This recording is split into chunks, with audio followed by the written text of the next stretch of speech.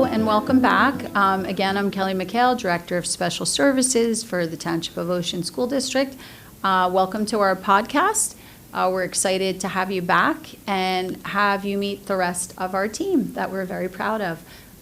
Today, I have here our Director of Preschool, Ms. Kristen Vona. Hi, my name is Kristen Vona. I'm the Director of Preschool, and a fun fact about myself is I was a cheerleader growing up, and both my daughters are cheerleaders right now. Hi, how are you? And I have our special ed coach, Ms. Amy Steckon. Hi, my name's Amy Steckon. I'm the district special education coach that serves all 5 schools. And a fun fact about me is as a lifelong learner, I decided to go back in my 40s to get my degree in supervision and Masters of Education.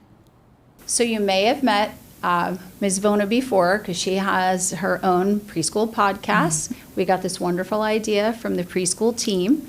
And so we also wanted to provide you information about what we're doing in special education and provide you some training resources and information that will help you with your children. So, Ms. Vona, do you want to talk a little bit about what you're doing in preschool? Sure. So, once again, my name is Kristen Vona. I'm the Director of Preschool, and here in Ocean Township, we currently have 27 classrooms. So a lot of people don't realize, but preschool falls under the Office of Special Services. So that's how I work with Kelly as well as the Director of Special Services. And all of our classrooms are inclusive. So we have special ed students in each of our classrooms, which is really great for just for the whole class because they really get to work with each other, they learn from each other, and you see so much growth in all those classrooms, and you see just children with a love of learning. It is really a great program that we have.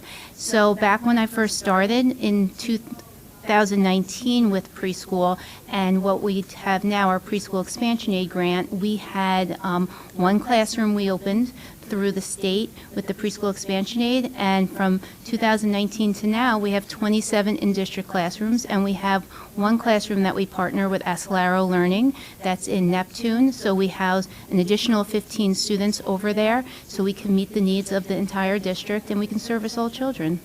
Great. It's wonderful. I know you've been doing wonderful work. I know you spoke a little bit about it on your podcast, and we shared a little bit about it at the board presentation a week or so ago. So yeah, thank you so much for all that you've been doing.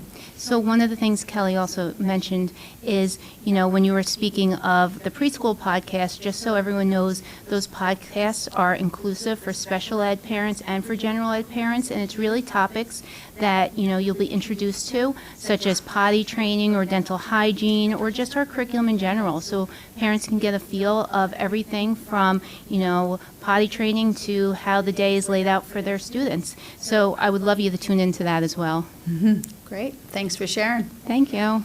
So, Amy, Yes. please share about the wonderful things you've been doing as our special ed coach. As I said on our previous podcast, we only have one special ed coach, and we acknowledge we're kind of fighting over you all the time because, we have to share you. But so tell us a little bit about what you do and the wonderful work that you're doing. Yes, I always say that my position is the best in the district because I never know what my day is going to look like. Similar to a doctor or nurse, you never know, what's coming. But I support teachers in grades K through 12 in our 18 to 21 program and staff with their instructional practices. We facilitate inclusion initiatives all around the district, which we are working to grow each year. We're in year 3 of our coaching model, so I can't believe it's the 3rd year in the position after so many years in the classroom. And we have already had great success with our inclusion measures in the elementary. We're doing some classroom-based learning experiences to really grow our social skills and promote and foster inclusivity and diversity and celebrate all the wonderful things about our students in our schools. And at the secondary level, we are doing the same, some different inclusion measures that are more age appropriate for them, as well as events and activities that they can take part in throughout the year to learn more about supporting their peers. After school clubs, we have our unified program, which we are so thankful, Kelly, that you brought back to us.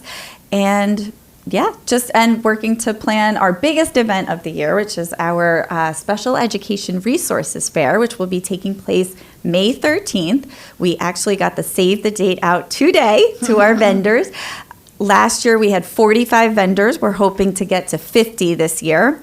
And we have some great ideas to help engage the community, which this event is open to the public. So we feel free to open it to all of our Ocean community, and we hope you'll follow along and see what we have in store. Thank you so much. I just want to ask you, and I hope I didn't miss it, did you mention Spartan Buddies at the elementary level? So Spartan Buddies would be a specific example of what's happening at the elementary in our inclusion practices. We team students up together, teach them how to work and support peers and each other in classroom and recess, lunch situations, all the parts of their day. And Spartan Buddies is a wonderful way to engage students who need to learn how to work with peers who may need a little extra assistance. And our classrooms are so very diverse that our students are truly embracing that. So we use the program to offer that time for students to improve their social skills and also just work together, get to know each other, and it really grows our school community. So we are moving into the next phase of Spartan Buddies, which is also in its third year, to Ocean Township Elementary School. So we'll be sending information out about that in the new year, as well as Wanamassa, which all three schools now we are working on social skills group type activities as well. So we're going to infuse it all together, and it'll be a team effort, but the students truly enjoy it, and we see many wonderful effects from it, mostly our wonderful students working together, schools that celebrate diversity and inclusion, and families feeling welcomed, and kids saying hi to each other out in the community. And I'm sure everyone saw our famous Ethan YouTube video, which it's just a testament. Those students have gone through our elementary schools where we really started a lot of our inclusion practices, and it's just full circle wonderful to see that it's now carried over, and they're the heroes. The kids have embraced it, so we're just so happy. We have great kids in Ocean Township. That was a wonderful moment. We're all still glowing from that and excited about it, so I'm glad you mentioned it. So, Kristen, tell us a little bit about some of the upcoming events that you have for preschool. I know that, obviously you're doing the podcast, but I know typically you have parent events throughout the year. Are there a couple you want to mention? Sure. So one of the things that we do throughout the year is we have something called parent huddle-ups, and that is done quarterly. So we just finished our second one, which was actually in December. It was on SEL, social emotional learning for preschoolers. That one was not recorded, but just so you know, we're going to be doing an SEL podcast. So for parents that missed that event, we will have a podcast where we're going to speak to the person who gave the presentation. So if you did miss it, you're able to tune in and to watch it on demand when you have time. Because we do notice that, especially with our little ones, parents sometimes at night cannot log on because, we're busy with the baths and getting everyone to bed and stuff like this. So this on demand is what we're trying to move forward with. Just so everyone knows, in January we're going to have a parent presentation that we're going to blast out to the community, and that is going to go over our lottery for preschool.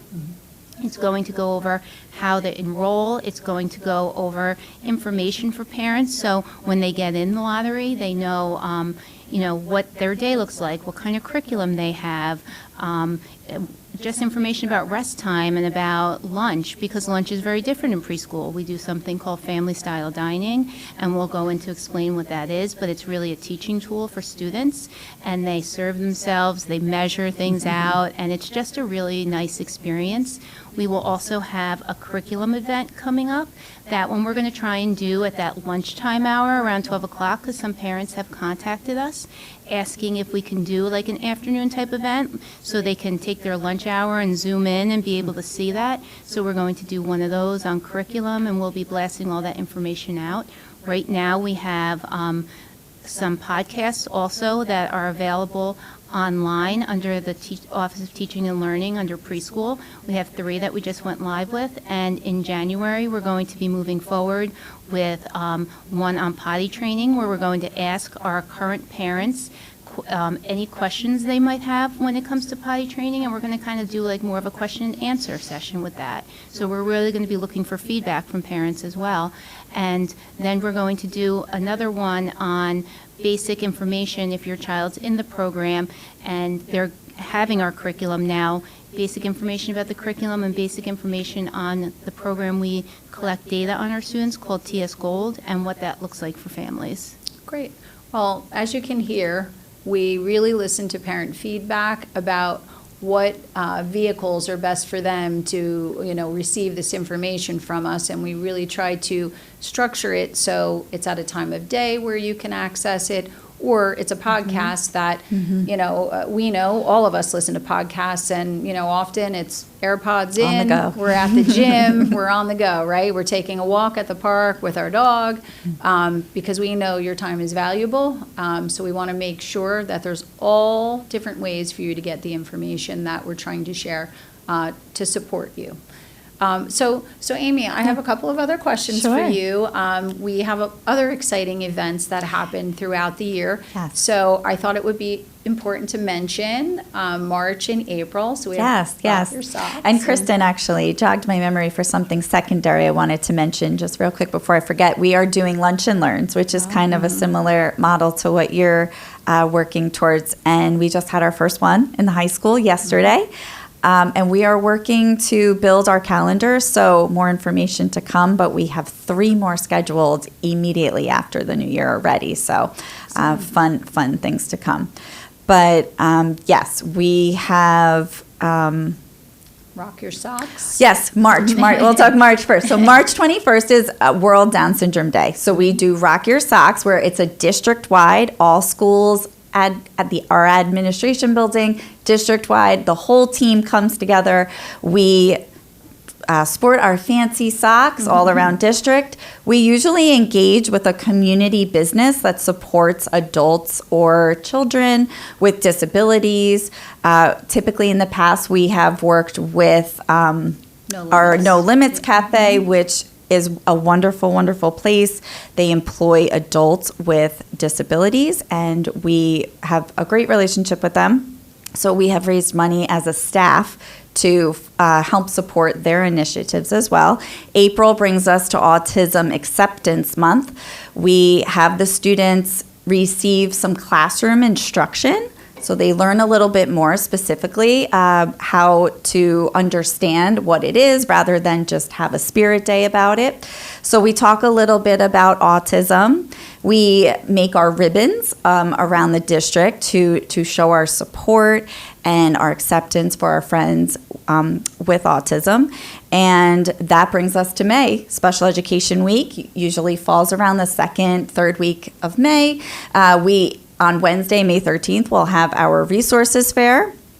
And that kind of ties together our very busy spring, but it's wonderful. The kids not only have these spirit days to celebrate the diversity of our students, but they understand, which makes them such better people. When they're out in the community, they carry over a lot of the skills that we talk about in school, and it's just what makes them so very wonderful. So it's important stuff, but it's fun. So one of the things Amy said that I'd like to add a little more to is when she talked about autism acceptance, she actually has worked with the preschool, Oh, yes, and one of great. our teachers, Miss Sanko, actually came up with the idea of doing an autism parade. So we speak to our students about what being friends is like at the 3 and 4 level, and really understanding our differences and acceptance. And each of our schools has an autism parade where they have little pinwheels, It's the best. and they walk down the hall, and they have made banners, and they just show that we're an inclusive district and we're friends with everyone. Yeah, and in the past, some of our Spartan buddies have helped Yeah. create the lead of the parade, that first banner that you see to welcome everyone and celebrate what it is that we're talking about. But our Spartan buddies have bridged over with preschool to help. And one of the things that. that we always make sure we get going is we make sure the principals have a part in it and they lead the parade. Yes. So if they're watching, they'll be leading the parade again for us because the kids will love it. Yeah, it's really wonderful, wonderful thing. Well, as you can see, there's a lot going on across the district.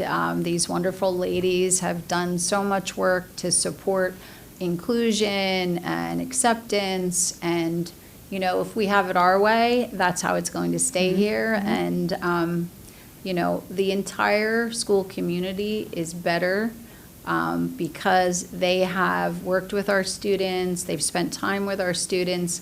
And as you can see, as you know, evidenced by what happened with the viral video of our student Ethan, there's really a lot of beautiful acceptance across our school community for students with disabilities, and we're just very excited to be a part of this work.